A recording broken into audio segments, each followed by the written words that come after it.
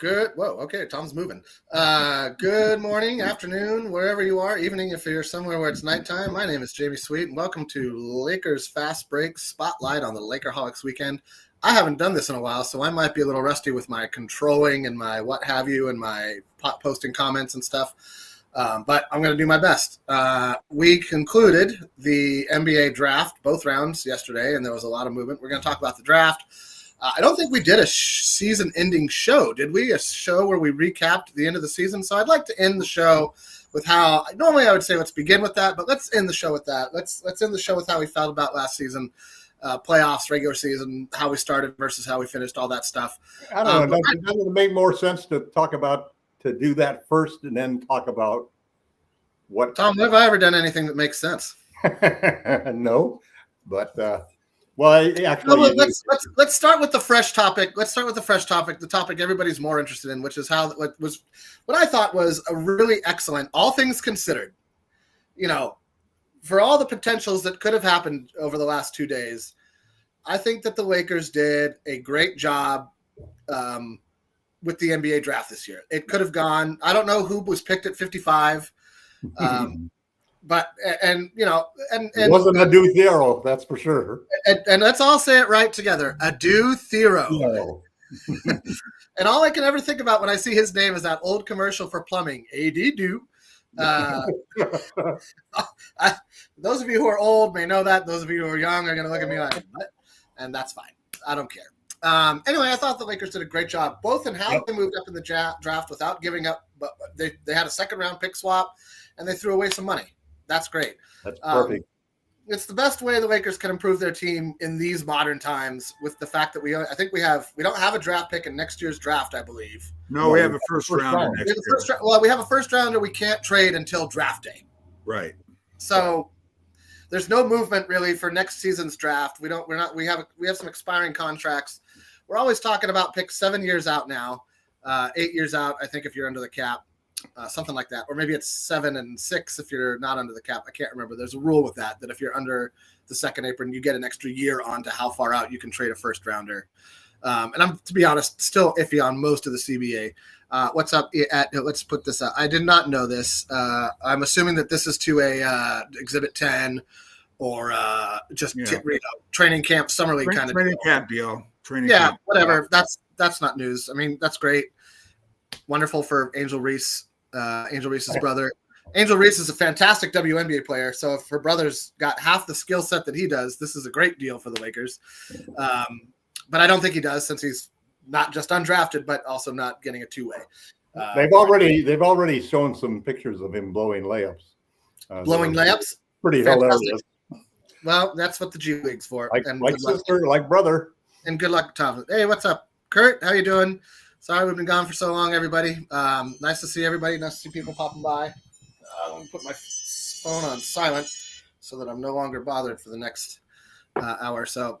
So anyway, your guys' thoughts on the draft. Tom, we'll start with you. You were on first, and we already kind of hashed that. Listen, I think that the one thing that we can hopefully take from the draft is that Rob Pelinka knows he's accountable now. He knows that he's going to have a boss that is going to look at what he does and make a judgment on his job. And I thought he did a terrific job. I mean, we didn't give up anything but money. We swapped 55 in money for 45. We swapped 45 in money for 36.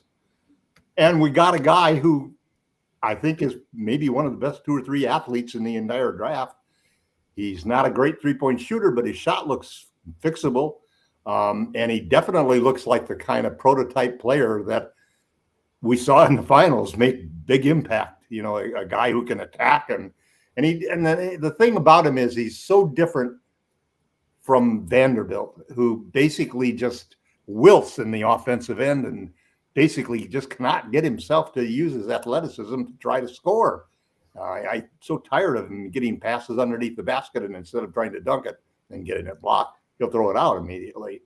The Arrow is a totally different player because this guy wants to dunk the ball on everybody. I love his physicality. I love his size at close to 6'8". And I give him an A+ for this. This is better than anything I thought we were going to be able to do going into this with just the 55th pick and not even giving any of our minimum draft capital to end up with a 36th pick and get a guy like this, A+. A plus. That's a and it gives me a lot more confidence, frankly, that we might be able to still pull through this summer with the center that we want. Rob did a great job on this. It's interesting. I wish we would find out whether they really were going after Kalkbrenner or not.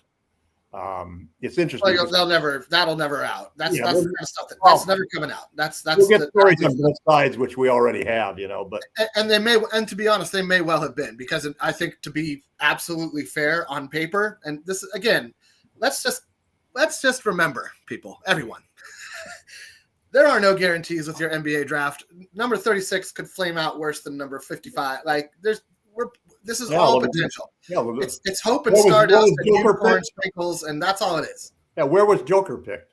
The best player in the goddamn NBA was. Yeah, I think he was like 7th or 8th. I think he was like 7th or 8th in his draft. I don't remember, but exactly. He was a second rounder in the 30s. Right. I think it was 32 or 33. Are you serious? Yeah. Are you serious? Yeah. And his response to that was, always bet on the fat boy. That's right. You know what?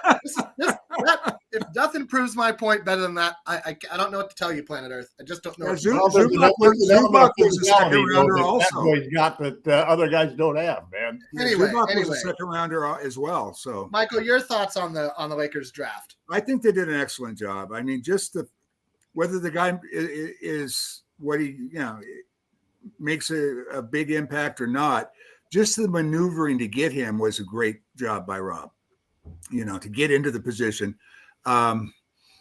He looks like he was in a lot of mocks in the first round. The Lakers had him as a first rounder. Yeah. And what kills these guys when being a senior.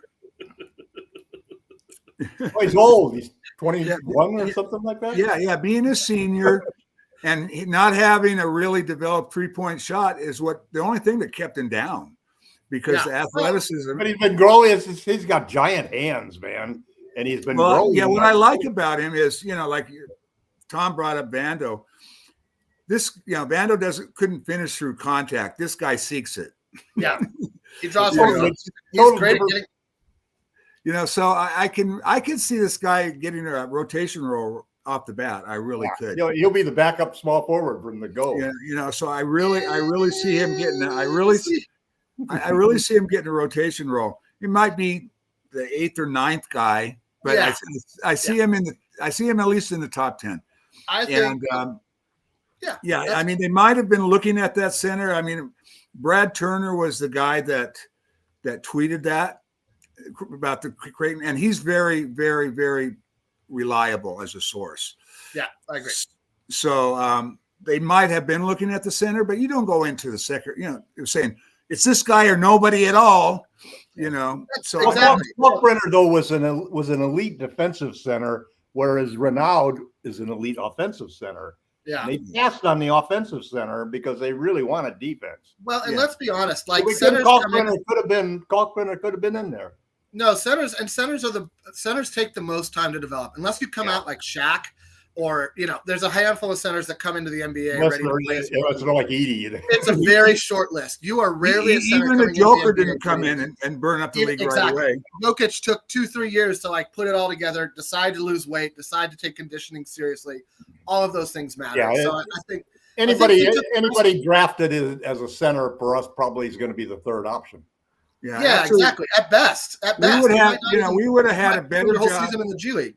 We would have had a better chance of competing for a ring with Capella than we would have any of the draft picks. Yeah, Yes, I agree with that. I agree with that 100%. And I think because they're going to take time. But I don't think we would have been able to do anything with Capella. I'll get to that in a minute. We'll get to that. Let's just hold our horses on the whole cavalcade and ideas. Let's keep it. Finish my thoughts. Please. I think that, like I said, I think he's going to be a rotation guy, and I have high hopes for this guy. I really do. Just by You just watch the guy is. They say he might have been the most athletic guy in the draft. The guy has crazy athleticism. He's top. I seen him block a shot, and literally he was shoulder length to the rim on the shot block. Yeah. That's at his height. I mean, he's not a 7-footer, you know. He's got a 7-foot wingspan. You know, I will say this. I have long been somebody who frowns or doesn't look on as positively the whole wingspan trait of athletes. And that's mainly due to how terribly THT worked out and how the only thing anybody ever could say positive about him was that he had long arms. So much so that it started to piss me off. I'm still pissed off about it because we gave up on the far better player. Long arms. We gave up on the win now player. We gave up on the best player of the two, and Alex Caruso, for a guy who's going to be playing in a Quickie Mart parking lot in a year or two. That's what the Lakers did in that session, and it still pisses me off. My thing with this guy is that THT had no athleticism. He couldn't jump 3 feet, you know, if you put springs on his shoes. So, you know, this guy has great hops. This guy has great length. This guy has great defensive instincts, which you cannot teach, really. Those are things that you're kind of like you build up yourself, or you either choose to participate actively in defense or you don't. And, you know, if you have some skills on that level and you choose to participate, you can be an impact player on defense. I like the idea. He's a lob threat. He's a lob threat. So Luka's going to like that. I like the idea of pairing him with Vando as swapping their roles with Thero as a small ball 4 and Vando as a 2. And having him play. Vando's a far better perimeter defensive player than maybe anybody else on the Lakers at this moment in time. Whether, you know, he can contribute anything on offense is almost secondary. He's the best point of attack defender we have right now. And he's the best at guarding guys on the perimeter. He can switch everything but the 5. Thero he would do better playing against 2s than 4s. I believe that's exactly what I just said. Cannot score against Tom, that's what I'm trying to say, but you're interrupting me. I'm saying that exact thing, but you're just yelling over me. So, yes, I agree with you. He would be better on the perimeter, playing against 2s and 1s, sometimes 3s. And he's a better spot-up shooter, or could be. He's shown he has that potential. I don't think he was ever right last season. I think having surgery on both your feet is going to really set a man back in terms of your conditioning. He's had 2 summers where he wasn't able to work on his game in a row. He wasn't able to work on anything. He was off of his feet for basically an entire year. So I give Vando a little bit of a pass last season. And I think he came into a situation where he was expecting to come into the role that Darvin Ham created for him. That role doesn't exist on this team. You've got to redo it. You've got to pick yourself up. You're not promised anything, and you got to put in the work. So if he can hit that corner 3 and play great on-ball defense on the perimeter, I think there's a role for Vando on this team. If he can't do that, then I don't think there's much of a role. Trade him. We've seen him. You're trying to trade Reeves. Anything that's not nailed down, you're trying to trade.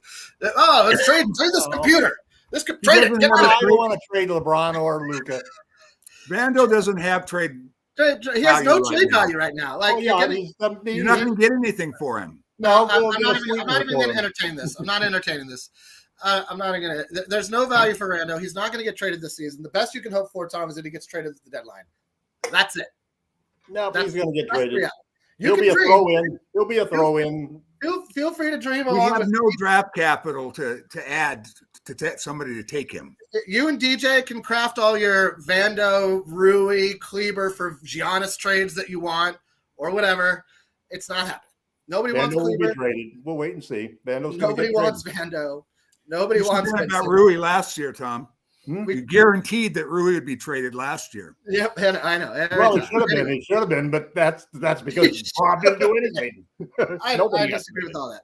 Anyway, so we all agree. I don't give the Lakers an A. I give them a B+. Tom just traded Jamie Sweet for Stu Lance. No, I want to get younger. Stu is a little old.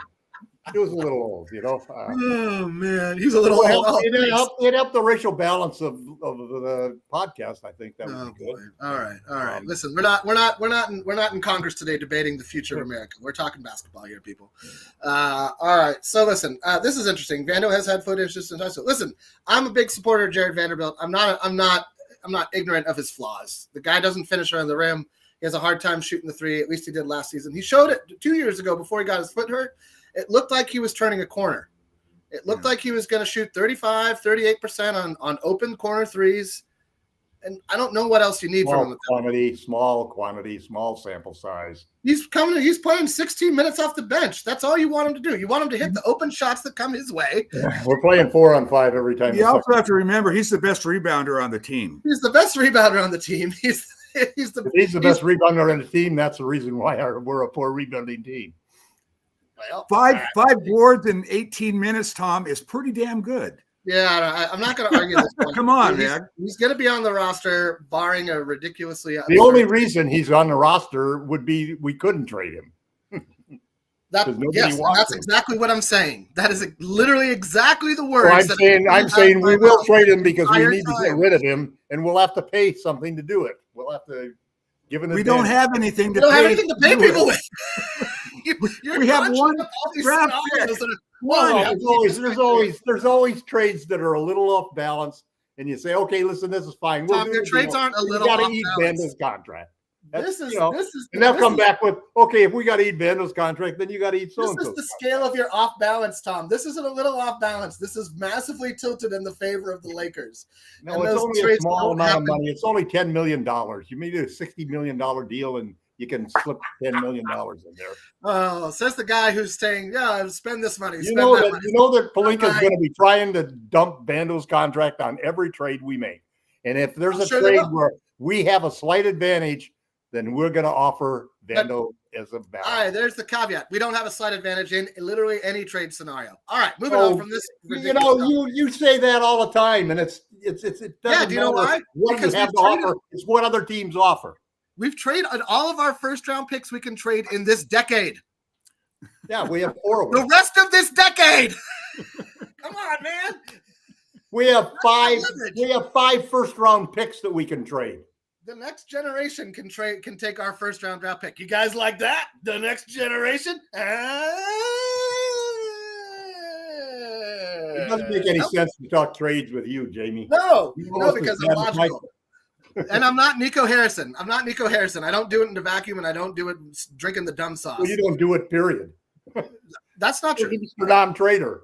I predicted the year we would trade Russ, the year his contract expired. Well, you predicted that for 3 years, too. I said for 3 years we wouldn't trade Russ. I said it would be great if we could trade Russ, but it won't happen. That's different. That's acknowledging you want to run it back. You want to run it back. You want to run it back even when we suck. That's the problem. Also not true, but go ahead and say whatever you want. Your microphone. I can mute you, I guess, but that seems rude. Anyway, moving on. Listen, we'll see, but we'll get into trades. I don't see a lot of trades happening. I think we'll trade Kleber. Maybe Vincent because he has some value on the right team, but I don't see there being a lot of movement, and I don't see us trading Hachimura. I'll be surprised if we trade Hachimura given his importance to the team. And I think a lot of it's going to come down to Lucas. You don't have anybody. You don't have any weapons. Then that's why you say there's no trades because you think everybody is untradeable because they don't have any value. Or no, I don't. I disagree. I think Rui has tremendous value to the Lakers. I think he's probably our 4th best player. Yeah, I agree. Yeah, he's probably our 4th best player. Like should be our 7th or 8th best player if we were a championship caliber roster. That's the problem. No, I think we got 3 stars. Our 2nd, 3rd, and 4th. Our 3rd, 4th, and 5th players. Don't you think Rui Hachimura? Do you think Rui Hachimura has as much impact as Lou Dort? No, I do. Oh, come on. Yeah, different. I think Dort's a better defender and Hachimura is a better scorer, but they both can guard 1 through 4 pretty easily. You can slot them onto small enough 5s.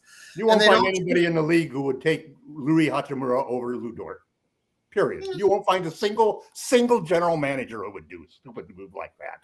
Well, there's only one we have to deal with, and I don't think he will because he just won a championship with that guy, and he doesn't have to make a decision on Lou Dort till the trading deadline, and so he won't. Yeah, we'll see. If Rui is anywhere near as covetable as you claim, he'll be traded.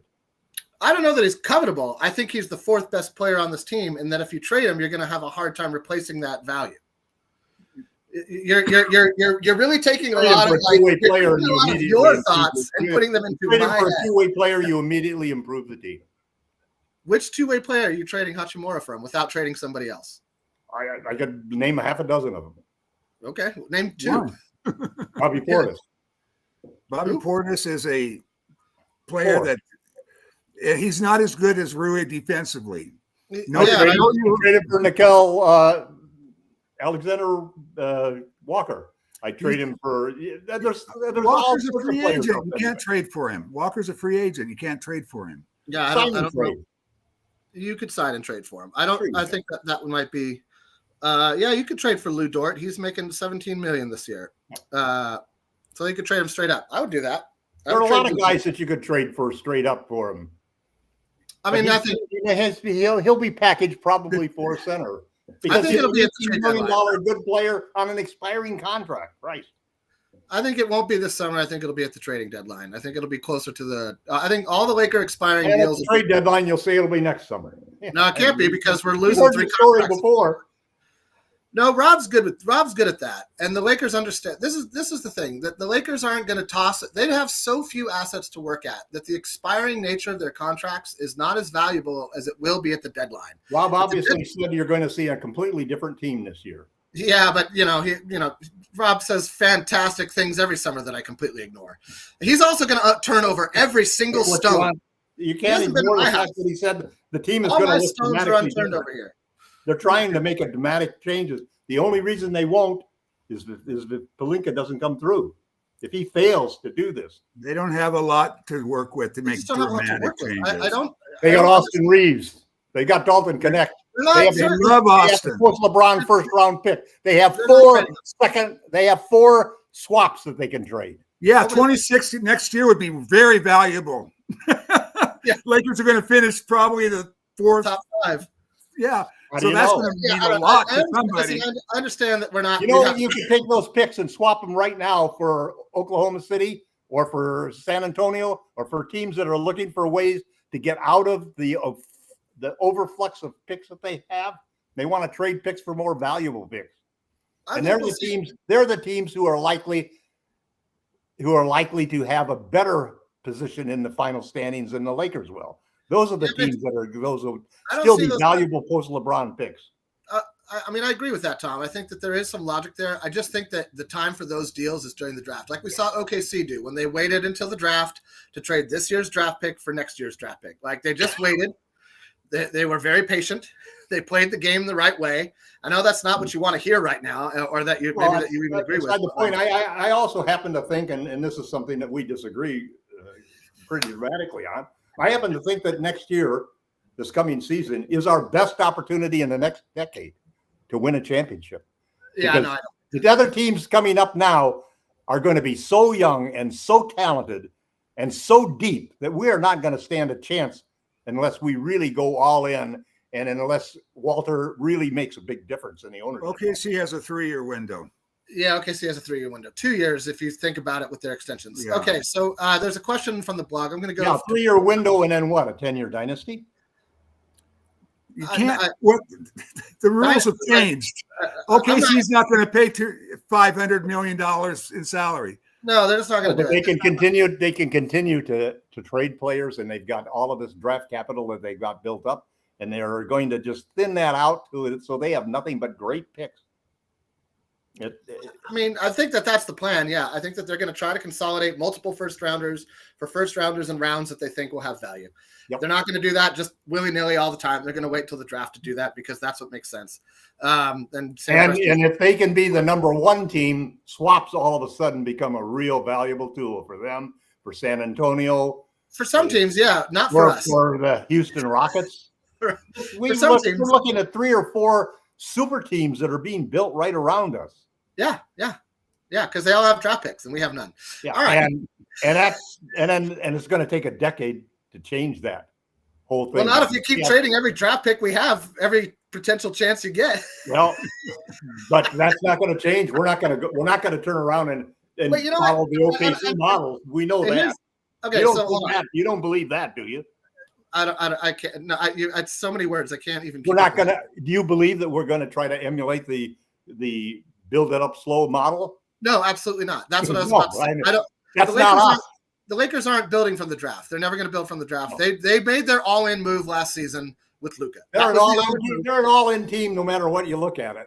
Sure. They may slip it for a year here or slip it a year there, but we're not gonna rebuild. So speaking of all in, we're going to let Michael talk for a minute. I know that sounds crazy. AR for White would be my ideal for the trade but the Celtics would never. LOL No. says Well, White's completely off the table. White's off the table. Yeah, he really is. I mean, they pretty much made it clear. I mean, they moved the two guys they really wanted to move. You know, they wanted to move Holiday and they wanted to move Porzingis, and they did it.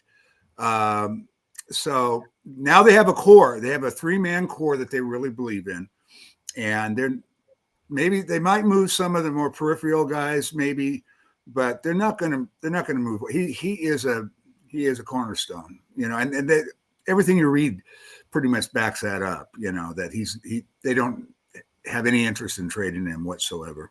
Well, what's interesting though, what about the Jaylen Brown thing, Mike? I think that they're going to compete with the core that they have now. Their core is going to be Jaylen Brown, Michael. White. Going to keep him? Yeah. I first of all, with the salary he's commanding, who's going to trade for him? You know, he's in the $60 million range now. That's funny. The Celtics just said they're up for trading Derek White for Mikal Bridges type package just an hour ago. Yeah. Okay. Well, that's 5 draft picks that we don't have. And that's not happening. I don't think we're going to trade for Derek White. I don't think that's going to happen. I don't know. I think the Celtics are saying that to like basically put the lid on the discussion and not have Derek White thinking about trade rumors unless it's for some ridiculous offer that only 3 teams can put together, and none of them actually need Derek White. I think if we were to trade like that, we would go for somebody younger than a 20. He's 30 years old, isn't he? He's 29 or 30, somewhere in there. 30, yeah, because by the time his next contract comes up. Yeah. And let's everybody's kind of forgetting that Boston just got Simmons, right? So Simmons, Brown. Yeah, but they might flip him. They might flip him. He's the guy they're looking to trade, possibly. Maybe. I think they roll into the season like this, though. I mean, I'm sure if a deal came by that they couldn't say no to, yes, they trade him. But I don't think they're actively looking. I don't think they're shopping Simmons. I think if somebody comes to them, I think they got a great. In the 2 trades they made, they saved themselves $200 million. Yeah, that's how punitive the second apron is. No, I know. It's also how good Danny Ainge is, you know. I mean, and they were smart to do it. They were smart smart, and then he goes out and he really does. No, they were smart to do it. They were smart to do it. And all these small market teams are looking at what OKC and Indy did in the playoffs to get to the playoffs, and neither of those teams ever made a knee-jerk reaction. None of them ever gave up on their ideals in the face of losing. I can't count the number of times I've seen Miles Turner traded on the Lakerholics website. It must be in the triple digits. There must have been at least. I probably have done over 100 trades. That's what I'm saying. It's a triple digit number. You have at least 12 Miles Turner trades that you post every year, a minimum of 12. And that's for the last 4 years, which is 48 right there. And there's more. I'm sure there's more that you just like linked articles to. Kessler will probably be retired by the time he catches up. Maybe. No, I mean he's catching up, bro. You're every day you're posting. No. Yeah, I was a lot more productive in the earlier 10 years ago. 5 years ago, I was a lot more productive putting out dozens of trades. Anyway, all right, great. Well, we talked about the Derek. Let's talk about DFS because I think that's a big. Well, and let's real quick. I want to mention Austin Reeves because I've seen people in the chat. You brought him up. When Rob says we're really excited about building around the core of LeBron, Luka, and Reeves, that tells me that unless a ridiculous offer, a la the Luka offer comes along, which is technically not possible because we have no more draft picks or players people really want, Austin Reeves is going to be on the Lakers next season. They made and everybody might make a big deal out of him declining that player option. He's betting a year of health. He's betting a year of health because if he gets hurt, this is a terrible decision. But if he's healthy all next season, he's going to make twice as much money for twice as many years. So he's making the smart move for his bottom line, and that's what players should be doing. And nobody was surprised that he did it. Nobody was surprised.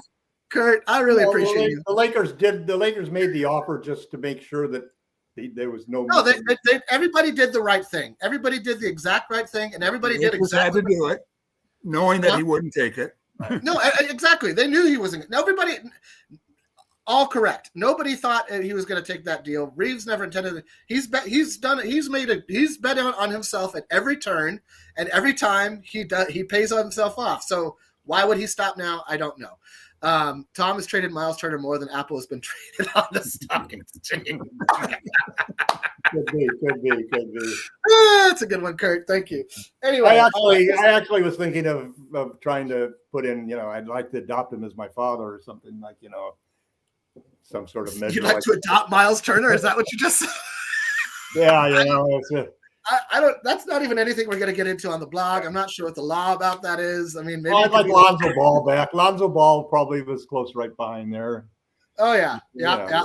And let's not forget. I wish Lonzo good luck in Chicago or good luck in. Where's he going now? No, he left Chicago. He's going to Minnesota. He's going to Minnesota. Oh, Minnesota. Yeah, Minnesota. All right, let's talk Dorian Finney-Smith. Michael, Dorian Finney-Smith has not picked up his option. He will not be picking up his option, we think. Although you seem to think otherwise. Let's hear it. Yeah, basically. I don't know about that either. Basically, he, the Lakers have, they have the leverage here, right? They can offer him an extension. They don't necessarily have to offer him an extension with raises. They could actually even offer him a little less for more years. But he has nowhere to go. That's the issue. He can't if he opts out, he's going to take $1 million pay cut because nobody's going to have more than he's making more than the taxpayer mid-level. Right. So $1 million bucks more. He has to decide, does he want to take a pay cut? And and with the MLE, usually those guys are only signed for 2 years, So 3, it's got to be 3, but it can be not in the MLE. It only has to be 2 years. Sure about that? I thought it was 3. No. I think it's 3 is. I think if he waits until tomorrow, he can sign a 3-year extension with this. Well, no, it's technically a 2-year extension, but they renegotiate this next year. So they can do that. And it's, I think it's in the Lakers' best off. It's in their best interest unless they can find a trade that would help them. I think the best is to keep him because he's best buds with Luka, and you want, Plus he's still a quality player. I mean, he was pretty good for us last year, especially at his price point. And the thing about it is, I think Tom brought this up. The salary cap 10% every single year. So if he even stays around the same salary he's getting now, each year after it's more and more of a bargain. So I see him staying. Either with a. I think if he opts out, that's going to signal that he has a deal somewhere. Yeah. I really do. I think that means, okay, he's either going to do something with the Lakers or somebody else has talked to him. They're not supposed to. We all know that never happens in the NBA, Never. But I mean, I see him being with the Lakers next year, whether he opts into the contract or whether they extend him. I don't see him going anywhere. Looking forward to the blind side too with Tom and Miles Turner. The blind side too. Oh, Kurt, you're on fire today. Tom, your thoughts on the Dorian Finney-Smith situation, and then I'll check. Everybody seems to think that when I go to trade somebody, it has to do with the player, and it really doesn't. I like DFS a lot, but if I had an opportunity to have the non-taxpayer MLE and the BAE, which we could probably get if he does not opt in and it doesn't take his player option. I think those are more valuable to us at this point in time. That's a chance to, and there's a chance that we could. Part of it is a chance that we could replace him with Nickeil Alexander-Walker. But there's also several, like Jamie said, there's a huge number of pretty good players that are available that you could probably get 2 or 3 fairly good players that could help you out, with $14 million. And you wouldn't be able to get that $14 million otherwise, and there's not much competition. So to me, DFS is 30 now. He's going to be, if you give him an extension, he's going to be 33. a problem at the end of the extension. He's slowing down a little now. He's not a point of attack defender anymore. He used to be, but he's not. And what happens with it is he's going to be another power forward pretty soon. And we got too many power forwards. We need a guy who can really guard 2s and 3s, not a guy who can guard 4s. So to me, I think the tendency, I think that we're not, I hope he gets a deal somewhere and signs out, because I'd like to sign and trade him. So I want to get back some of the picks that we lost for him. And we might be able to sign and trade him and get a couple of seconds that we desperately need. But I think the opportunity to get to get to the non-taxpayer MLE and the BA8, that's a possibility of almost $20 million worth of players that we could add, and we need that depth. Lion Leon, I'm hoping that we sign and trade him. DFS shoots super well from 3, so he's rare. It's Lion Leon U9. 37% this year. 37% is not super well. Rui shoots a lot better from 3. Rui's a 40+% shooter. That's why I'm not throwing Rui in a lot of trades for guys that don't bring you true two-way value. You got to have a true two-way player if you want to trade Rui. This is a point you made a lot last season, Tom, and I want to remind you of it to see if this changes your calculus at all. But you made a point last season that you were tired of the Lakers having specialists and you wanted them to acquire more two-way players. Rui is a two-way player. DFS is a two-way player. I don't see a ton of two-way players coming. I don't consider Rui a two-way player. I think that you're misjudging that. Okay. I think if you could slot a guy, I think if you could slot your small forward. Let me correct that a little bit. Yeah, the okay. problem with Rui is that he's a 4 and he can't guard 3s, but you got him playing 3 because you got LeBron at the 4. That's the problem. We need a small forward who really can guard 3s. You know who disagrees with you, Tom? JJ. Yeah. We'll see how that comes out. We'll see how that all plays out. I think that Rui is probably as untouchable as Reeves, except in the media. I think that you would really need to wow the Lakers in a trade for Rui. You would need to really get back something dynamic, something along the lines of Naz Reid, who we won't be getting now. Somebody who really is a true two-way player, but is bigger than Rui. Somebody who you could slot up to the 5, and Rui can hold his own against some 5s. But not if they're power players. Not like a healthy Embiid. Even Jokic figured him out after like 3 or 4 games, and that wasn't working as well. You need to have a little more smarts on defense, like Caruso has than Rui seems to have. At least so far, he could develop those things. That's something that could come. With Rui, the Rui can stay in front of 3s and even 2s. His biggest problem that he made huge leaps with last year was in his rotations.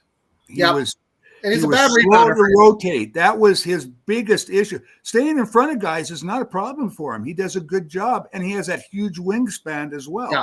He's just a bad rebounder for his size. That's my biggest knock, and he's not a playmaker of any kind. He has no real handle. He has no ability to make. So there's those little quibbles, but in general, I consider him to be, an average to above average two-way player. Well, at YYC-140, it says, would you rather trade Rui for Andrew Wiggins or John Collins?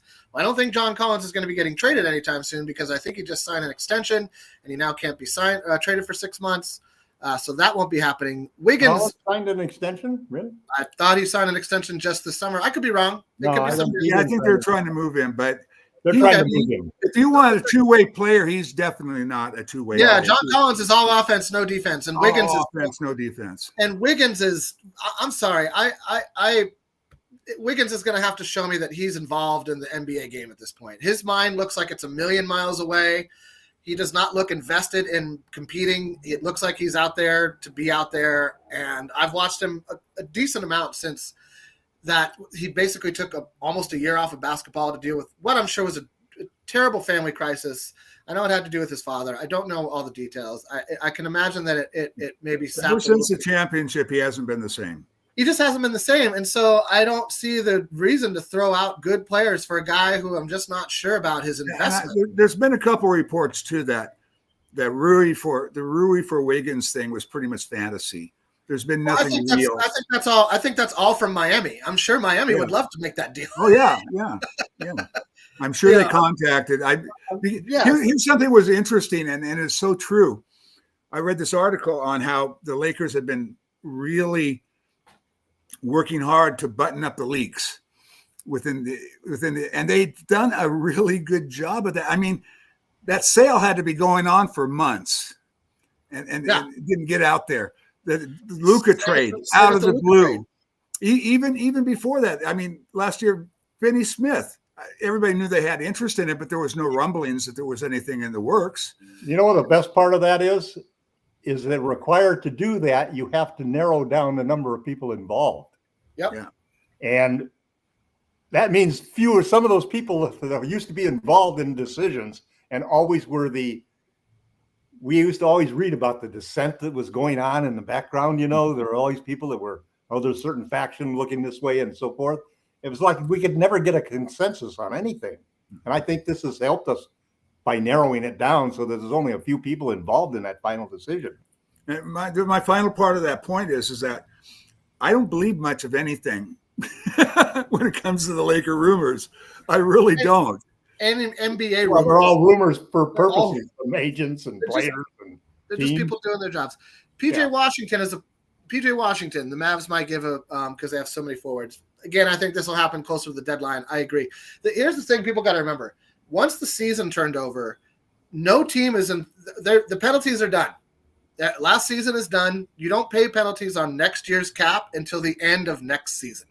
So all of these, they're so close to the cap. The true penalties don't hit until after next season. Well, that's not necessarily true because what apron you're over depends on what you can do.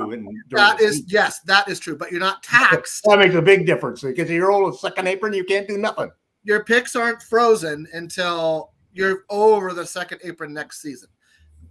That's what I'm saying. There are things that don't trigger until the season. How you finish last season will determine where you start next season. That's what we're going to see right now. That's exactly right. So, point being, up until free agency starts, you will see some movement for teams to get back under the salary cap. Once free agency hits, it doesn't matter. It's over. It's done. Yeah, and we're capped at the second apron. We are capped at the second apron as we speak. I think we have about $500,000 in wiggle room, which is basically none. We have a lot more than that. We were at 191 million on salaries right now. We have one. We have almost 20 million as long as DFS. See, and that is counting. That's counting if LeBron and Finney-Smith both pick up their options. That is 191. And the second apron is 207. So we're capped at the second apron, but we've got almost, like Tom said, close to 20 million. Yeah, we won't have problems filling out the roster like we did when we were under the first apron. Right. You make a deal and you can't even bring in 3 minimum players. That's good to know. I thought we had a little less. No, we got room for that, so that's not a problem. I thought we had the biannual 5-4. And that was about it. So that's good to hear that we have a little bit of extra change in there. Yeah, we have the taxpayer minimum. Taxpayer MLE available to us. 5.7 million. Yeah, that's what I was talking about. And we have the biannual if we can open up enough space. Yeah, if we can open up. The biannual can only be done if we get under if we have. You have to have the room to use the biannual, but you also have to be able to hard cap at the first apron. Right. Yeah, which we're not going to do. So we won't be using it. Not unless LeBron takes an absurd pay cut, and we're not going to get into that. He's not. We don't need LeBron to take a pay cut if DFS doesn't. Yeah, but if you're signing and trading him, you're still not getting that cap space. You're still not opening up that spending tool. You're giving that. If he walks for nothing, he walks away. He walks away for nothing. He walks away for nothing. The only way you get that. You're right. Which is the only problem with that. Or you traded somebody into the net space, or you're really rolling the dice that you'll be able to sign somebody as good or better than him. Well, you obviously want to try to make a deal ahead of time and know that you got a guy lined up, or you got Tom. It's against the rules to talk before the 30th. You keep forgetting that. It's against the rules. Nobody does it, Tom. Nobody does it. Maybe a secret phone call here or there. Hey, we just happened to meet here at the Arby's off of Washington and Culver. Do you guys feel Well, like we closed the deal in 1 minute after the deadline. That's right. what's hilarious about it. Yeah. These complicated contracts, and 10 minutes in, they've signed 5 guys, right? all the details are done? All the 10 minutes in, we're announcing a 12-player, 5-team trade that was all consummated in the last minute. What I love about that is that, like, during the draft, they're like, there's a lot of details on this trade, but this trade is happening. Like, during the draft, they're like, no details. Yeah, First well, day- I love it. Half of the trades can't even be finished until next year. That's such a blatantly abused rule. They should just eliminate it. Yeah, really. Okay, if you're a free agent, you can talk to people. Seriously, because everybody does. Yeah, they should just expand the window to, like, once the playoffs start. If you're out of the playoffs, do what you got to do, man. Well, you're allowed to make trades once you're out of the playoffs, but you're not allowed to talk to anybody free agent wise. Well, that's what I'm saying. Like, once your team is out, like, you should be able to talk to your free agents. Maybe once the NBA Finals conclude, day after the NBA Finals are over, get it going. Let's just. Yeah, it's just stupid the way it is right now. Free agency day is tomorrow. Carter Bryant Muse. This is never going to happen. Or not that one. Sorry, Luca. Who is this? Sorry, at 3110. Luca and Jaylen Brown would be an amazing fit with LeBron. Yeah, well, that's just. I'd like the Millennium Falcon. I want somebody to park the. Are we going to get a center? Are we going to get a center? Who are we going to get? Let's talk centers. We got about 10 minutes to talk centers, and we're going to each do a little recap on last season. So I'm going to start this one off because I never get to start things off, and I always have to chime in after you guys yell at everybody, at each other for 45 minutes. I'm just joking on that. I'm just being silly. This is my personal favorite. I don't want to overpay for him, but I think he's your win now move, and that's Clint Capella. I think you can get Clint Capella for around Steven Adams money, $10 million. You can get him for the taxpayer minimum. If you can get him for the taxpayer minimum, that'd be great. I think. I think that's all you would spend on him. I would go as high as 10. Well, that's his market, though, Jay. That's his market is the. Yeah, that's what I'm saying. Whatever that is, I'm down for that. Nope, nobody mentioned DeAndre Ayton. It's $35 million a year, and he's nowhere near what we need because he's not good. Well, let me say one thing about DeAndre. Now, I've been fighting online against DeAndre for a year now. A year? But the one thing I will say, let's start this. Nobody trusts the sucker. He is so untrustworthy as a player that I just he's like Carlos Boozer. I don't want him on our team. No. But the one thing that is interesting about it is if we have to settle for somebody, and you look at what you could trade him for, you could trade 4 guys that really aren't doing anything for us for him, and he's an expiring contract, and we might need. That $35 million expiring contract could come in really handy at the end of next year. And they're not going to wheel and deal. They're not. And if you're going to give a guy any chance of doing something, he is the kind of guy who always plays well in his contract year. It's a terrible backwards screw yourself situation, but no, there is a little merit to that, Tom. You're right. He does play great in the contract year. The thing is I just don't think we have anything Portland wants. And you could give him Rui. Well, here's the take Vando. You can force him to take Vando. Here's the deal, though. They have a full roster. Right, where are they going to fit 4 guys? We're not trading it. It's a 1-for-1. They're not going to eat the money. You're better off trading. They find a way if they could get rid of it, that $35 million contract. And I'm surprised you're targeting DeAndre Ayton on that team. I would have thought you would have been willing to trade this kitchen sink for Time Lord and his one leg. Actually, if I look at the thing right now, the guys, it's hard to tell who's really available and who's really not. Jared Allen could be available. I think the Time Lord could be available, and I definitely the problem is you got to pair him up. You don't want to play him 30 minutes a game, man. You got to pay him 15 minutes a game and pair him up with somebody who's a big body that's healthy. No, is that the Time Lord is not what we need. It's just not what we need. He may be the best option that we have because he is one hell of a defender. Then I'd rather roll with Jackson. He is a great defender, man. He can shot. The problem with the Time Lord is it's 12 whole games a year. Yes, it would have. We're not going to give up a first round pick for him. He's not. You don't give up a first round pick for somebody who's played 35 games over the last 3 years. No, I don't think. I think it's suitable for less. You should get paid to take a guy. Now if we had a second round pick, we might be able to get him for. This is just like round picks. You're just throwing good at that. Into second round picks, good one. No, I disagree with all these scenarios. I would not trade a single pick for Time Lord. I would not trade a player who can play and contribute for Time Lord. I would rather re-sign Jackson Hayes for like $7 million or whatever and say, listen, man, come on, sorry it didn't work out. Because Jackson Hayes can at least play. Yeah, but he won't. But that's an overpay. They won't have to pay him. I'm just saying. I don't want to quibble about the money. I'm just saying that like there is no world where I would prefer to throw a second round draft pick at Time Lord than re-sign. It's almost impossible now to trade for people without accepting a fairly large injury risk. I mean, just look at what you're not. If you're taking on the injury risk, you don't pay to do that. You get paid. I don't think we'll give up a first round pick. I think we can get him for a second round pick. We don't have a second round pick. We can get second round picks. Okay. No, we can. We can get second round picks. Why don't you start with that?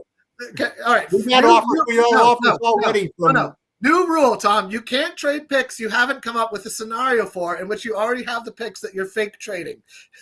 You can trade one of the swaps for a couple of second round picks. All right, whatever. Okay, that might be happening. Sure. A swap is traditionally worth the 31st pick in a draft.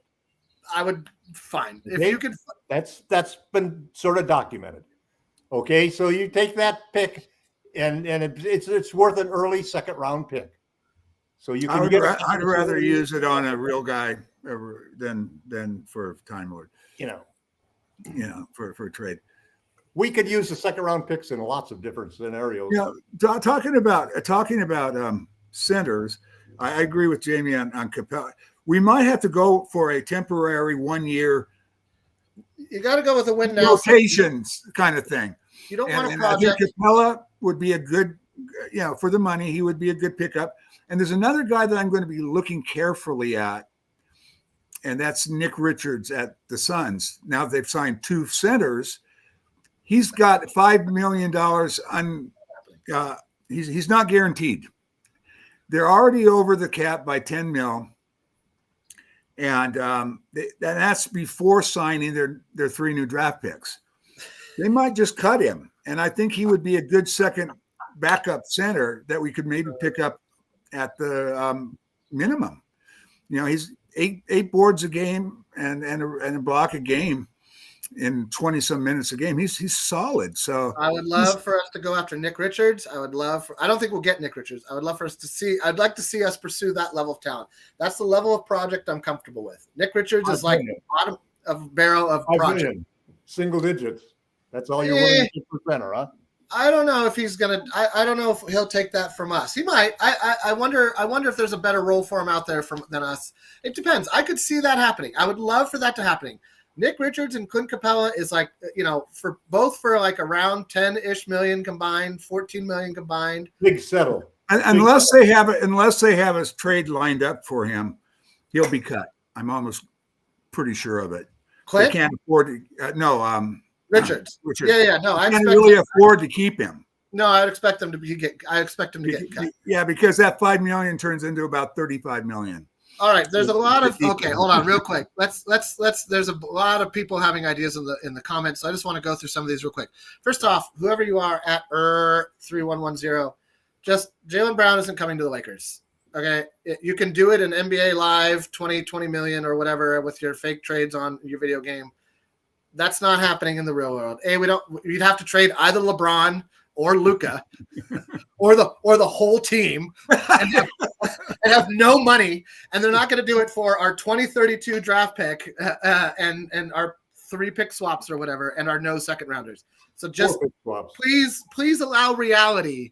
Oh, I'm so sorry. are that changes everything. Oh my God. It's happening. It's happening. We now are available as a 2032 second round pick. Anyway, it's just first round swap. Banish that thought from your mind at 3110 because it's not getting any traction here. All right, Nick Claxton. I'm not a big believer in Claxton. I think you might as well he's like 20 million, and Hayes is a 25 million. And they're the same player. Claxton is a little better, but like he's going to get pushed off the spot. He doesn't have anything in his back pocket. Claxton weighs 215 pounds. Yeah, he weighs less than Hayes. Like Hayes is like 260, 250. Like we're not chasing Claxton. Hayes is 220. It's just Nick Claxton is out. I mean, what about Brook Lopez? I don't think he's the backup. He's the backup. He's not coming here. He's not coming here. We already messed it up. We got Disneyland, man. He's coming for sure. No, he's going to Orlando. They just got rid of Mo Wagner. He would be good, except the only problem with it, he might not be ready until November, December. He's hurt. It's not happening. After surgery. Yeah, no. Brook Lopez, we can get him on a minimum. I don't think he's coming anywhere on a minimum. I think he retires. We'd get him for the taxpayer thing. Yeah, we could get him for that. But then you're done. That's it. You went out and got Brook Lopez. Well, no, you're going to trade for the first bird. He'd be the backup. He's the backup.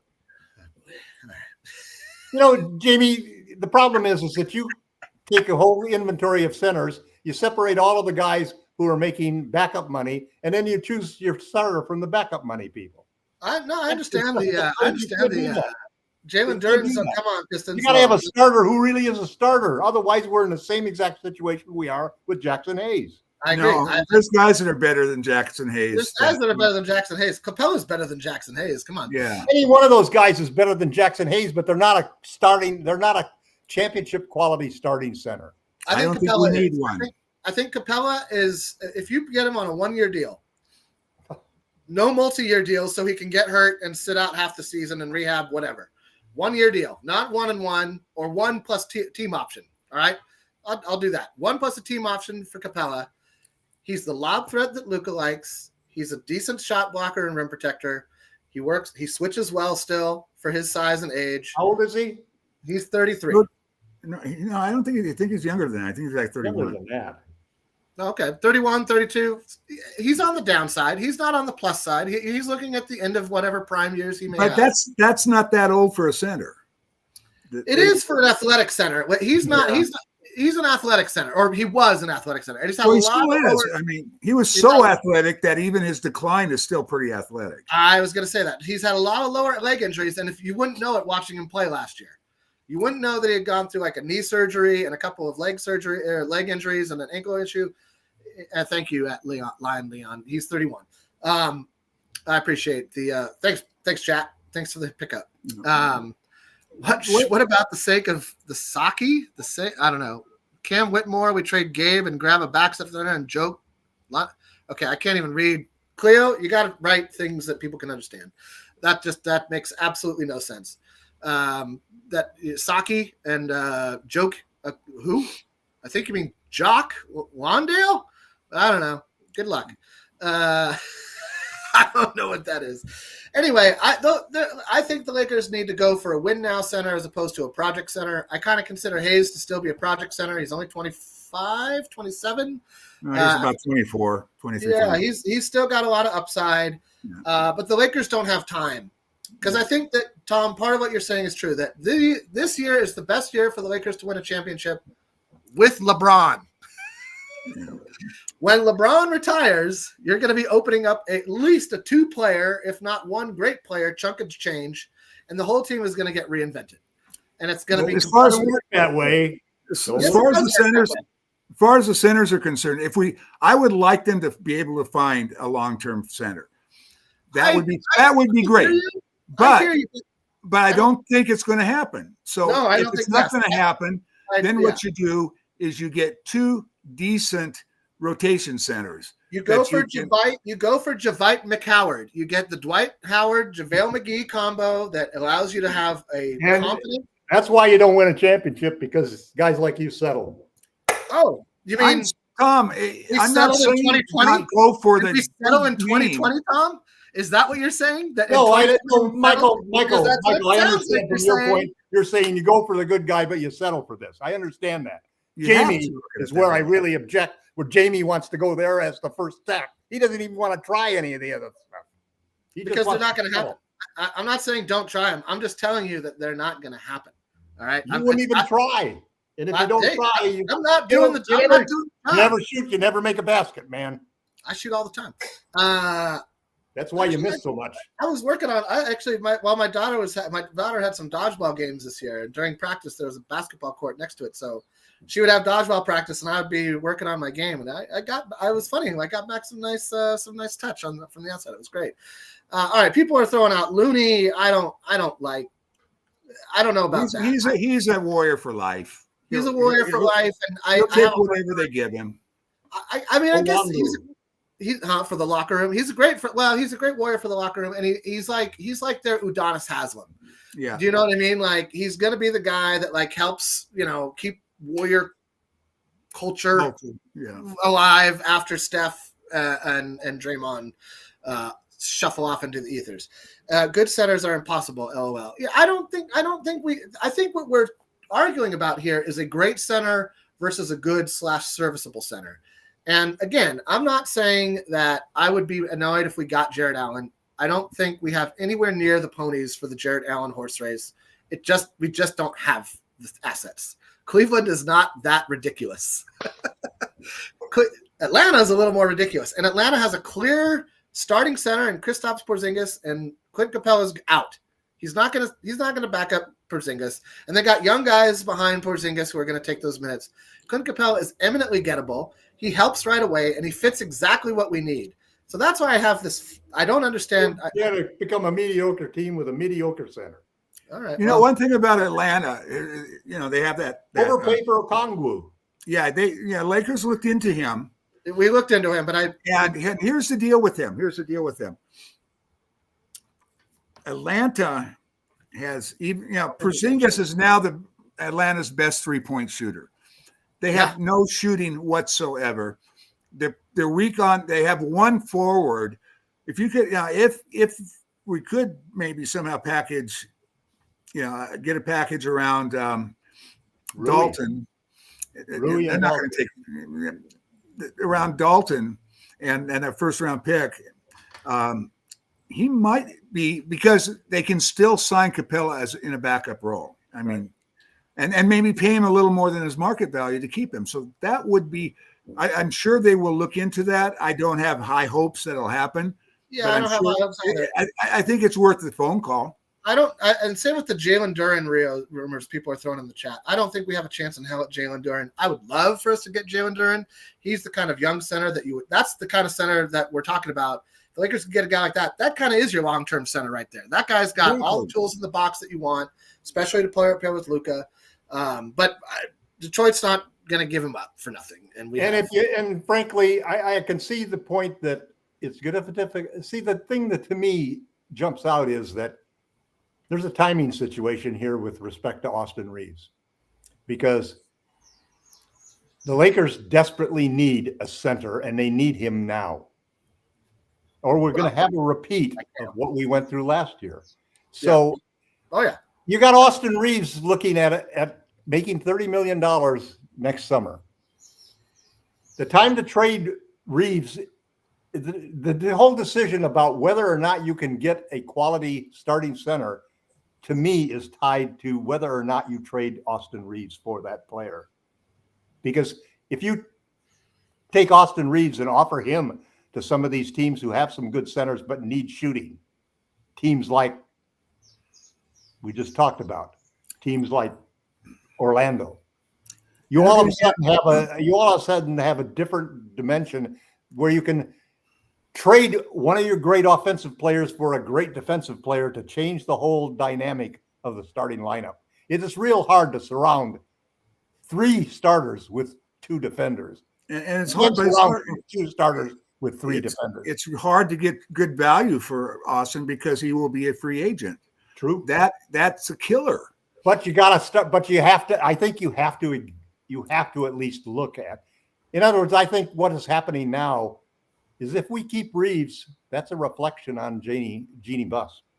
Well, Because I don't think Mark Walter would hesitate at all to look to trade Reeves. The Lakers have said that the only person that they would trade Austin for is a future pillar player. So they're not saying, hey, we won't trade him. Would they trade him? I think that they should. It has to be somebody Jalen Williams type guy, like somebody that good. Like I think Kessler at 2.4 blocks per game and his size and rebounding is a perfect solution for us for the next 10 years. Yeah, but I'd like him to be a stretch center. I'd like him to shoot better free throws. I'd like him to be able to defend in space. But we need a center. We saw what happened to we're going to talk about the great season we had. Yeah. The great season we had flopped down and fell in a gigantic hole at the end simply because we didn't have a quality center. That we have had that problem for 4 straight years. If we would have had a decent center, we would have done better. We didn't need an all-star at that position. We didn't need we would not have we just needed a couple of serviceable guys. Everybody acts like we were terrible. Those were hard-fought games. Yeah, we were right in every single game. It wasn't like we were getting blown out. I mean, they were going down to the wire, and we were losing because we got nothing from Gabe Vincent. And everybody's conveniently Austin Reeves. And everybody's kind of forgetting that Rui played well. Rui was the only role player who played well. DFS had a bum ankle. All the others played terrible. Everybody played terrible except LeBron, I would argue. And Luka had 2 good games out of the 5, and Rui did well. Rui was really good too. Rui played his role very solidly. They just don't look for him enough. I feel like they don't give him enough opportunities, and that's kind of him not moving. And needing to be making himself a little bit more available. And that's also on the coaching. I think you'll see him used more this coming year because they'll have a training camp. That's another thing that we got to remember. We tried to do it on the run, man. Yeah, that's hard to do. Let's move on let's recap the season. I'm going to start. I thought we had, from where we came into the season and the expectations I had to where we came out of it, including the first round playoff exit, I thought the Lakers did a great job in positioning themselves to be a contender for the next 10 years. They went out and traded at the end of his prime, superstar, all-star, probably first ballot Hall of Famer in Anthony Davis for a generational talent in Luka Doncic. With that comes roster holes that they need to plug. That was going to happen. That was happening already. We already had roster holes that we needed to plug with AD. So they were just different roster holes. So now you don't need the center hole became a single hole, became a double hole. That's true. That's a fair point. Although I don't think I would have minded the Jackson Hayes AD tandem as much as I minded the just Jackson Hayes and the corpse of Alex Len sitting on the bench wondering why he didn't take money or didn't take a role where he would actually play on another team. Rob, man. I know. That's the guy you're putting all your faith in. So that's why I don't have a lot of faith, Tom. I know it's hard. I mean, he got us Luka, but he cost us Williams. Yeah, well, he cost us Caruso. Yeah, and Caruso. We could go on. There's a lot. It doesn't matter. I know it really hurt to watch Caruso play so well in this. But I wanted him to play well. I wanted him to play well, but every time it rub it right in the Lakers' face. He won a title before we did after 2020. That's all I have to say about that. So anyway, I thought we did a great job. I do like the fact that he hung around his neck our ring. Oh yeah, that celebration, man. I loved it. No, all the shade. He gets to say that. He earned that right. He earned the right to throw the shade. And well done, Alex Caruso. Yeah, I would agree. So I will say this. I wasn't thrilled with how we played in our first round of the playoffs under JJ Redick. I thought that he really didn't do much adapting. Other than playing guys more, which is kind of a Tom Thibodeau sort of reaction to adversity, which to me reeks of desperation. I thought he got thoroughly outcoached by Finch. I thought that their superstars played better than our superstars, and I thought that their role players played better than our role players, and that's why we lost the series. I don't think there's a gaping hole in our roster anywhere but at the 5. Maybe the backup point guard position, just because I've kind of lost faith in Gabe Vincent at this point. There's times when I really like Gabe Vincent when he's playing good defense and he's able to hit threes. And then there's what we saw in the first round of the playoffs when he's a non-factor. He just is taking up space. He's not doing anything. he brings the ball up half court and then kind of vanishes until he really is an undersized shooting guard, is what he is. It's not a great. It's not a great play when he's out on the court, man. Huh? It's not we don't have a point guard on the court when he's out there. No, this is what I'm saying. So I don't have a tremendous amount of faith. And I thought it was amazing. Chris Paul is the backup. I don't think Chris Paul's gonna come here. I think he'll go to the Clippers. Yeah, I sort of feel the same way. I don't want. I'm tired of old guys. No more. I like the idea of Chris Paul coming here because of LeBron, Chris Paul, that whole situation. I just don't think it's going to happen. I would like for it to happen. I think he's going to choose another team, and he might not even choose an LA team. Everybody's like, "Oh, he's coming to LA to be close to his family." Yeah, we'll see. I want to. Yeah, man. The truth of the whole situation is that the realistic thing is you could solve this whole problem by moving Reeves to the bench. And but you need somebody better to replace him starter minutes, let him close games. I mean, it just would solve the whole problem, man. We'll see. I mean, I think that's a situation that might be broached, but not until the extension is signed. I think they're going to want to lock him up long term. I don't think they're going to move him to the bench in a contract year. I don't think any of that's logical or my hope for Reeves would be that he would take less money, accept the role of going to the bench. But I know that's not awesome. I just absolutely love it. Get the $50 million contract. No, nope. Anyway, I thought we did. I give us a B- for the season. I loved the Luka trade. I loved the DFS for D'Lo trade. Although I'm concerned that we'll throw away 3 second-round draft picks on a 6-month rental, which may very well happen, and that'll be a blow. That'll be a blow if that happens. So I kind of hope it doesn't happen. I hope we get something for DFS if he decides to move on. But I take it back. I give us a solid B for the season. We positioned ourselves pretty well for the future. Obviously not with a lot of draft assets, but that's not what the Lakers are using to build anyway. We need a Bradley Beal buyout for our bench. No, I don't want Bradley Beal anywhere near the Lakers. Michael, your thoughts on the season, and we'll let Tom pontificate for a while. Yeah, I agree with you. A solid B.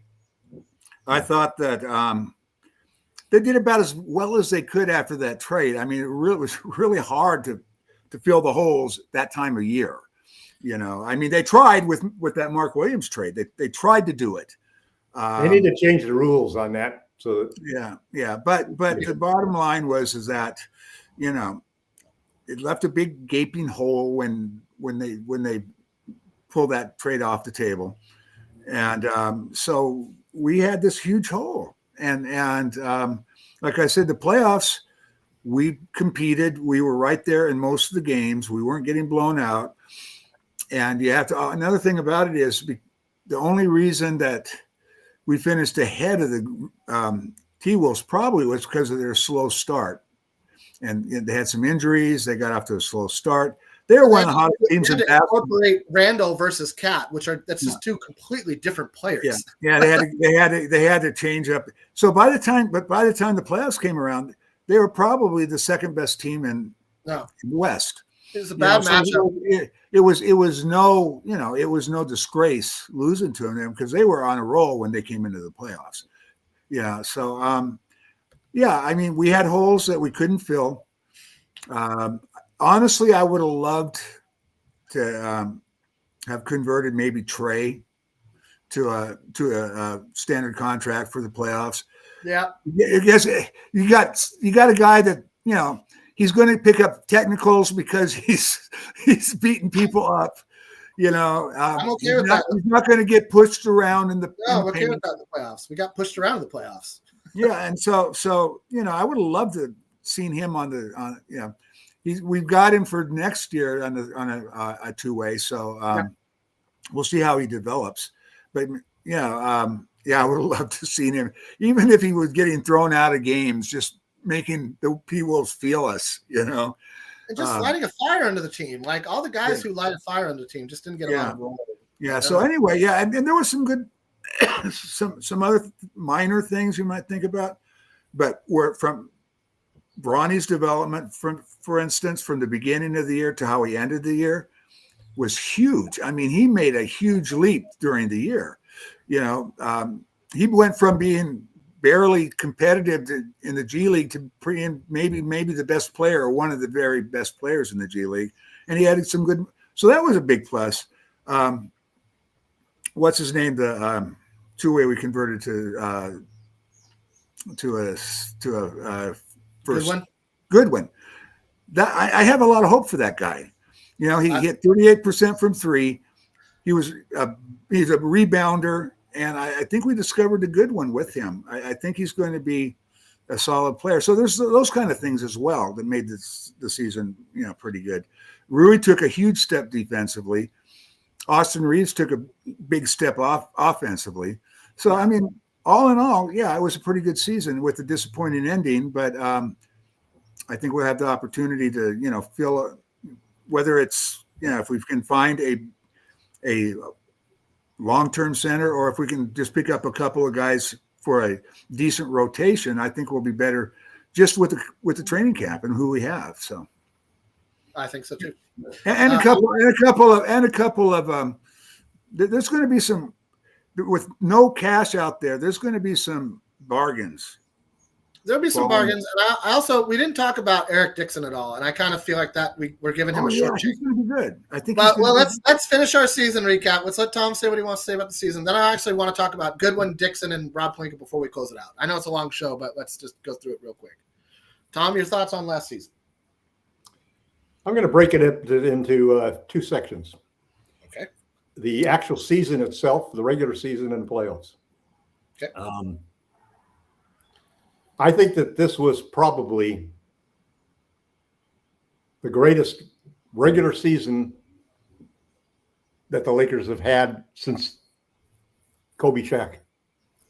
Because we did, in a period of less than 6 days, less than a full year, we were able to hire the coach of the future, trade for the superstar of the future, definitely, and get the owner of the future, all within 359 days.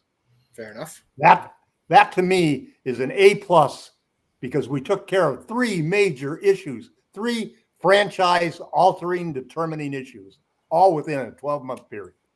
And we answered the biggest question that we've always almost refused to discuss, which is, what the hell do we do about the Lakers front office and ownership in this modern era where we're playing against billionaire owners that are well-run organizations? I think we found that answer to that. So nothing that happened in the playoffs undermines or makes less what we accomplished in that regular season, as far as I'm concerned. I would disagree on the coach part, but other than that, yes. No, I thought that JJ was terrific during the regular season. In the playoffs, playoffs, we really just choked. We allowed a poor job by the front office that left us with this giant hole, and we didn't do anything from the coaching staff to fix that hole. We gave up on Hayes way too early. Yeah. There are moves to make to get the guy open for dunks, to get the guy open on shots and so forth. We did not do anything to address that in the playoffs, and we made stupid moves by the playoffs. We made the move to play everybody for the second half was like a AAU gamble by a coach. So JJ has a lot to look back at himself on that. The front office has a lot to look back on what they did and didn't do in order to get us in a better shape for the playoffs. And I'm hoping that the way that we managed ourselves through the second round of the draft is an indication that the accountability that Rob is now going to have to address is going to really, hopefully, have an impact on us. My feeling is still that we are going to go all in. We're going to trade. I think there's a strong possibility that we will even trade Austin Reeves. And I'm positive that we're going to trade Vanderbilt and Hachimura and Vincent. And we're going to have big changes because the team needs to have those, and we need to take advantage of the last year of LeBron's championship capabilities. Do you agree, as some have on this? So I had the question up for a little while. There are people somebody asked us in the chat, do we think that Rob Pelinka has a 2-year window max? I would say that he probably has at least a 2-year window because Walter's showing that he doesn't make rash decisions. He's going to give people a chance, but I would say it's a 1 to 2 year window. I would say it's a 1-year window after LeBron retires. I think that they are the presence of LeBron. If you come by Lakerholics.com, there's a great blogger named Mongo Slade. He made a great point that while LeBron is on the team, it's really hard to actually fully pass the torch to anyone else. His contract is too big. His presence is too big. Not really Luka's team until LeBron leaves. This is the point that Mongo on the blog made. So if you like that kind of vibrant discussion, please come by Lakerholics.com. We talk about this stuff all the time ad nauseum, and it's fun. I say ad nauseum like it's a bad thing. It's because that's all I'm thinking about over the course of my day. Is I have some coworkers I go back and forth, Tom, Michael, other guys. Anyway, it's a lot of fun. I think Rob's got a 1-year window if whatever day after LeBron retires. If after a year from that, Rob isn't like making moves, I think that they are going to look at moving on from him. LeBron 1 year or 2 years? Well, that's a great question. I really hope he announces he's picking up his option and calling it a season after this, and that we can all just move on. What I fear is he's going to negotiate another 1-1, and we're going to have to go through this whole thing over to, and now it's like the third summer in a row of is LeBron going to retire? We just have to wait. He has to wait for this $60 million. I don't think he's going to miss the farewell tour. That's what I'm saying. He's going to do a farewell tour. So he's going to do a farewell tour. So by opening day, he'll have. And he'll do it before he's 49, guaranteed. I don't think that's true, Michael. I don't think that's true. He'll be 50. Farewell till 50. He's going for Finney. He's going for Finney. Everybody knows. He's got if he gets a grandchild, we could be in real trouble. Oh, that's the funniest thing I've heard all day. That's a good one, Tom. If he gets a grandchild, we could be in real trouble. Yeah, here's the headline. Here's the headline. LeBron and Luka decide to retire in the same year. Yeah. LeBron at 60, Luka at whatever age he is. Yeah, that's exactly. We could have 60 million. We could have $100 million in cap space. Which will be nothing at that time because the salary cap will be like 300 mil. Yeah. So minimum salary will be $100 million a year. Drop in the bucket, all right, real quick. I want to address the Jordan Goodwin situation and how it translates.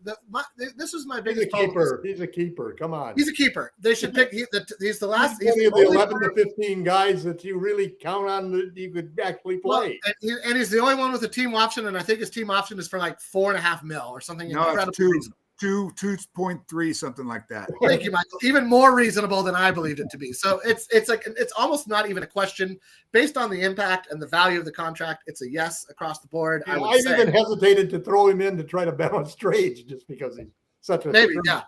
Here's my thing with Goodwin though. I thought that Goodwin came in at a time when like LeBron got hurt. Towards the end of the season, the regular season, he missed a couple of games. You could tell he was moving a little gingerly. And he came in along with Trey Jameson and kept the Laker defense elite until LeBron came back. And then you could tell made his shot. He made a lot. He made his shots. And then when it came time for the playoffs, he disappeared.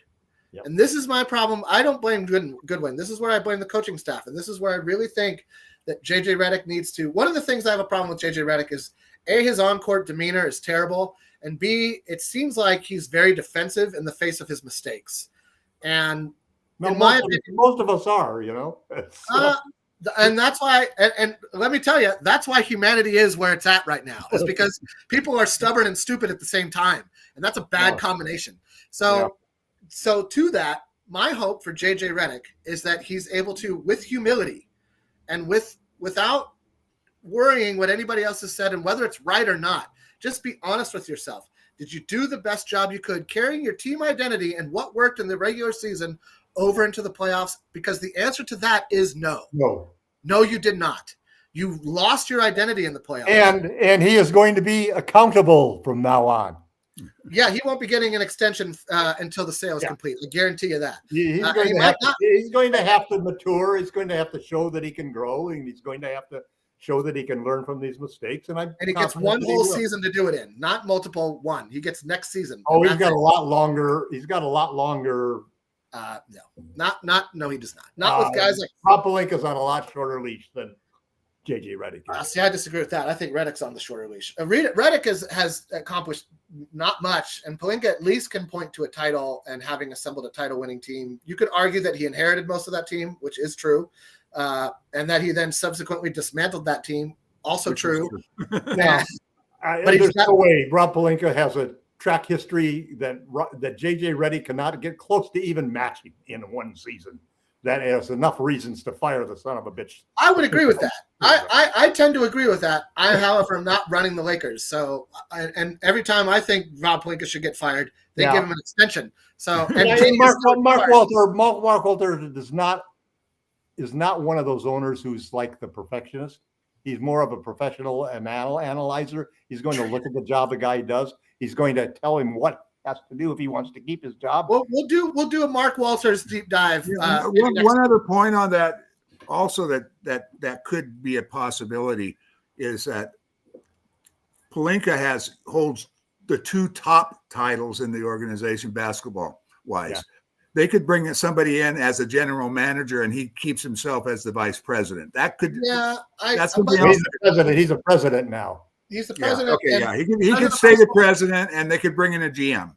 Or they could bring in, this is what I think will happen. They'll bring in, I think what's going to happen is they're going to bring in an experienced front office guy as a consultant, somebody really big name. And I think they're going to bring in an experienced assistant coach as the associate coach. Maybe. I mean, the name's running around. What has Walter done in every area of the Dodgers?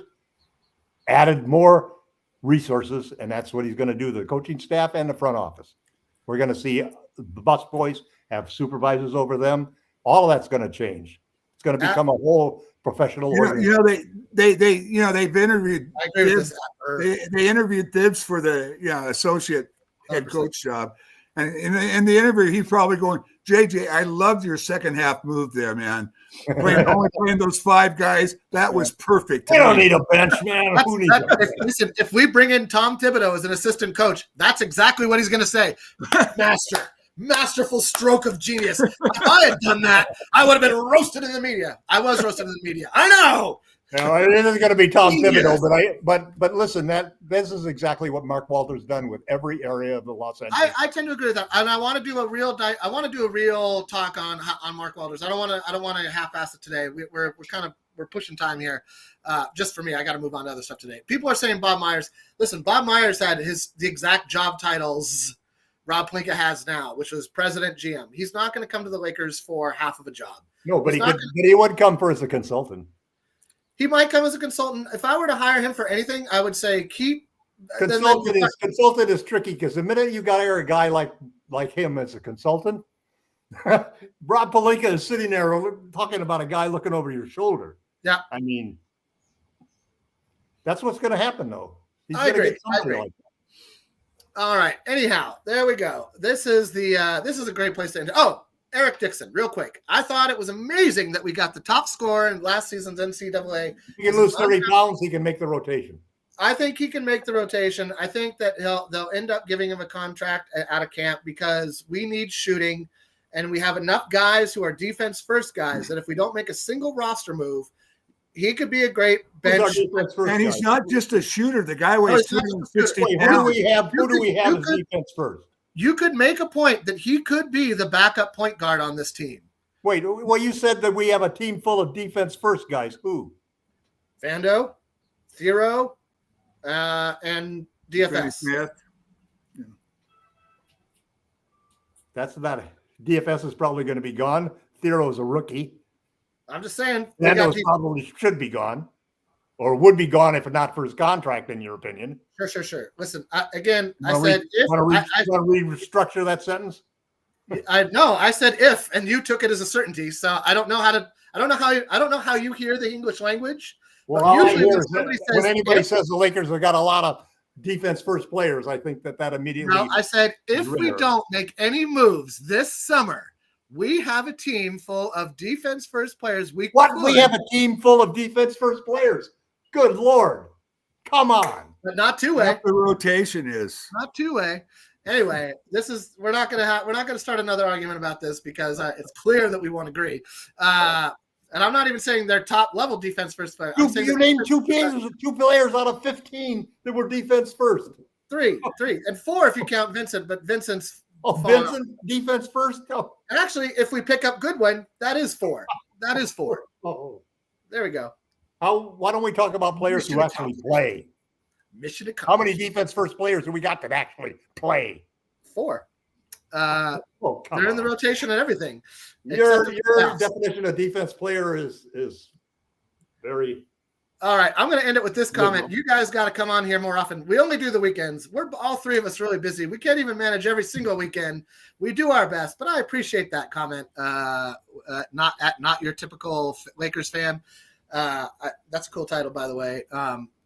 Anyway, is going to be a consultant to JJ Redick. I agree. Bob Myers isn't coming here. He might come as a consultant because that's just basically free money and like 2 weeks worth of work or whatever. But that's the end of it.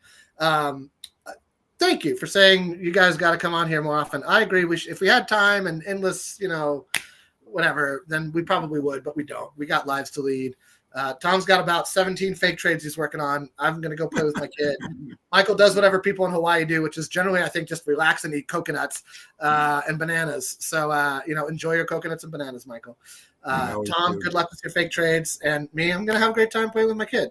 So I'd like to thank my panel today, both Laker Tom and Michael H. You can join these vibrant discussions in text form at Lakerholics.com, where we are happy to engage you with any of your wild, wacky, fantastic ideas. I'll be real about it. Tom will be a little less real, but more hopeful. And Michael's probably the balance between the two of us, and that I probably am a little too logical and a little too pessimistic. Michael's probably the pH balance between the two of us. And as such, I'd like to thank Michael and Laker Tom for joining me today. Gerald, Joe Soros, Stone Hansen, Sean Grice, the whole Lakerholics, Lakers Fast Break team. And everybody have a great weekend, and let's hope that we still have a democracy after today. Have a good one. Big trade as the Lakers are going to get a new center. I'll be waiting and waiting and waiting and waiting and waiting.